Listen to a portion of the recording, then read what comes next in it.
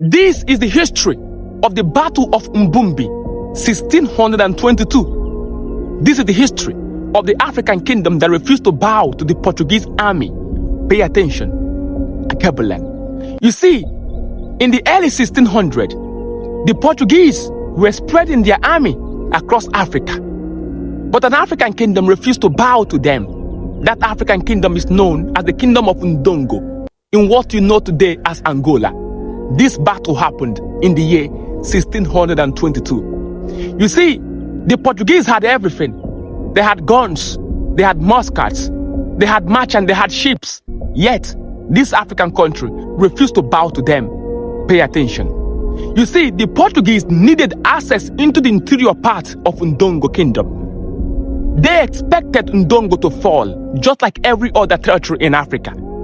But then, when they walked into Ndongo kingdom, they were expecting to find frightened villages. They were expecting to find men who will hide under their wives' blankets.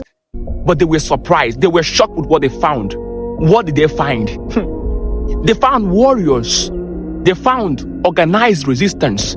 They found people who were ready to fight. Because the warriors of Ndongo kingdom were led by a man who was a brother to a woman called Njinga Mbande. He led them to a place called Mbumbi. That is why that confrontation today is known as the Battle of Mbumbi, 1622. That was a very brutal battle. In that battle, spears crashed against muskets. The cries of wars filled the air.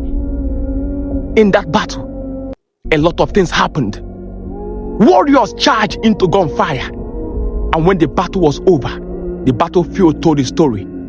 Because the bodies of the Portuguese army was found unalive on the ground. The Portuguese army were stopped from entering into the interior part of Ndongo. But the victory did not come without a prize. Because the commander of the army, who was a brother to Njinga Mbande, lost his life in that battle. But at least the people of Ndongo gained victory at the end. But his death would change the course of Ndongo kingdom, because the woman who took power after him will go on to become one of the most formidable force in the history of the African kingdom resistance. Her name was Njinga Mbande. And she will continue the resistance against the Portuguese for decades. This story is very important. This story is not a cock and bull story. It is not Kokoloko. It's a true life story. 1622, the Kingdom of Ndongo, the Battle of Mbumbi, 1622. The story is important because it goes a long way to show you that long before modern independence movement, Africans has been carrying out resistance against European invasion.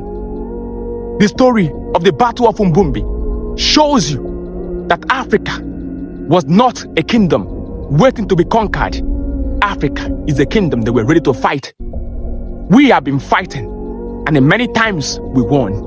Akebulan. Wisdom should tell you that our story is not only the story of colonization.